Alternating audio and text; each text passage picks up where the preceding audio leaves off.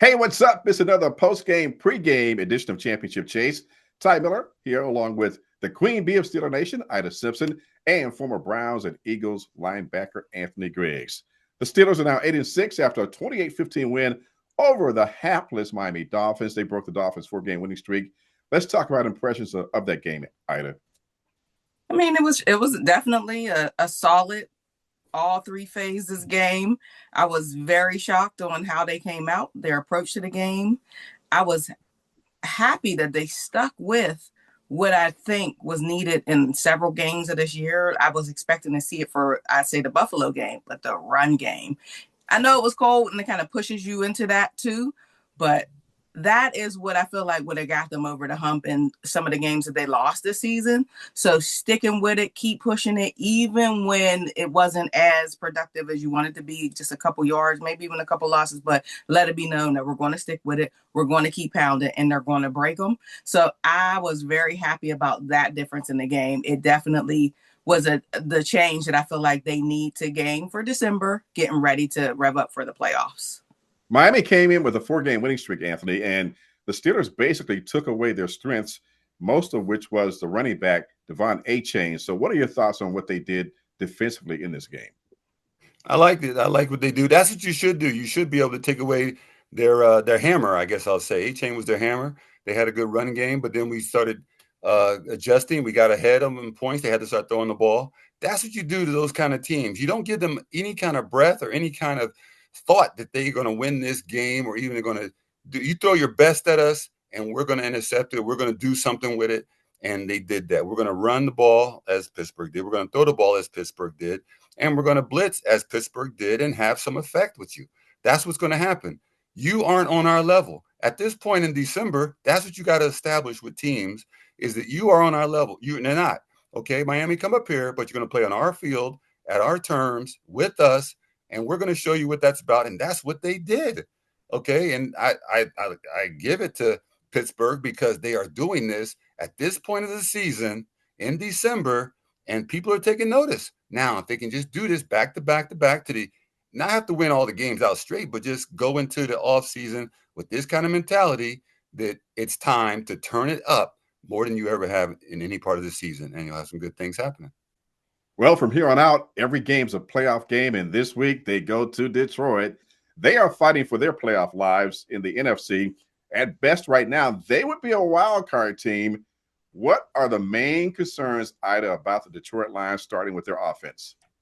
So just going into the game, my first thing that I think of against Detroit is their backs could be up against the wall. Like, you have to win if you want to be in. This is not that same Detroit Lions team that we've seen in years past where they're dominating the NFC and they already have a spot saved for them. So this is a different year for them. And December is when you really start to show and pour on who and what you're going to be moving forward. So I look to them. That offense can be dynamic. I look at Goff. I know what he's capable of. He's been in these big games. He's at home. So I look to him to be able to come into this game and pour on heavy if they want to. I can see them splitting that secondary, the Steelers secondary up in a way, get their running game going, get Sonic and Knuckles going. Like, there are so many different elements that they have on that offense that is scary. So it's like you have to come, watch tape, be prepared to shut that down. Yeah, and it's not like an offense they play, really fast, but they have a fast break offense with the players like Amon-Ra, St.Brown, Jameson Williams, and particularly Jamyr Gibbs. Anthony, how are the Steelers going to deal with all this speed on the back end? Well, this is going to be the game that's going to determine where they're going to go and how their season is going to turn out. This game right here, I really think is going to do that because the next game, all their games, playoff games, whatever, are going to have these kind of teams. You're going to start, their teams are going to throw everything at you and their weapons. Everybody's going to be a little bit banged up and everything else.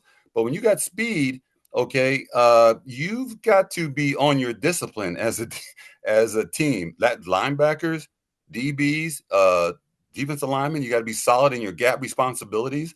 Okay, you can't take as many chances until you start seeing and getting the feel of how that guy is in front of you and what the plays are. As the game goes along, you start getting a feel as to how this guy is and what the read is, and you start playing the game a little bit better. Now, with that said, we have the same thing. We have that.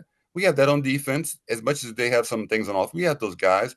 Our DBs have got to play some better games, and our linebackers have got to fill those holes a little bit better. Even though we did some good things in the blitz in the last game we played, I think that it was a game where we knew they were going to pass the ball, and we had some holes that we were easily able to just get in there and make some big plays. Now it's going to be the big plays downfield that we got to make.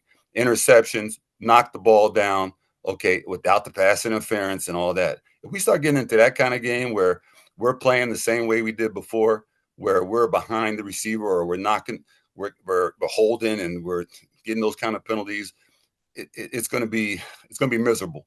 Okay, we won't be able to get into our game plan. We got to win on third downs, and that's where the speed for our defense has got to play. And this is going to be a game where you will hear about little Joey. Like you didn't have to hear too much from him this last game. Mm-hmm. They were able to control that game. The secondary they weren't getting toasted. Like this game, he's going to have to lock in, and you will hear his name several times. Ida, of course, TJ Watt was out the game against Miami because of the lung injury. He will miss this game as well. Will the Steelers defense miss him more against this speedy Detroit team? I think it'll definitely show this week versus the past week with the Dolphins. TJ is a game changer every game. But the way we were able to see the step up from everybody for TJ in that game, it's just a different game. When you look at who they have, what they have, the weapons they have. Without Tyreek and with the Dolphins, that minimized that deep threat, that scary speed, that changed that level. But they have to get to Jared Goff. They have to throw him off his peg in a different way. And he's, I believe, way more dynamic than Tua is. You're going to have some escapes. You're going to have to stay with it, and you're going to have to definitely be aggressive against him and make him uncomfortable, because if he gets into a groove, you're not going to have a good day. Anthony, let's talk about the Steelers offense. They look really good against Miami. And one thing that has been noticeable are the new players on this team, particularly Marquez, Valdez, Scantling. There you go, Adam Thielan. And they've used Johnu Smith more. So Aaron Rodgers seems to be more comfortable with these veteran players. How much of a difference can they make down the stretch? I think it can make a considerable difference down the stretch, because some teams may not know what they're doing. I think these names that are just coming about now, these are new to teams. They're new on film. They're new in the strategy of the Steelers using them. This is what you got to adjust to this time of year. They're starting to use things that you haven't seen on film early in the season. Now we're getting some play from some of these guys. And Ty, you come in to this time of the season, like he said, like there's no real tape and film of the dynamics of those new weapons that he has, and they are working. I know that you can hear the way the players speak about Adam coming in and how he's just studying and how he's locked in. Like, I don't think he came here for him to not make an impact. He could have just stayed in Minnesota and rode out in the sunset. But the fact that he came here, I think he wants to make sure he contributes in a different way. And you don't have that different way on tape to study how they connect and how they maneuver together. So it's just like, that's tough for defenses, even though you could say, oh, they just, they pass, or you could say all of that, but there's something different there. There was a chemistry you seen with him and Scantling. Like, it wasn't the same. So it's like, they're going to rekindle that.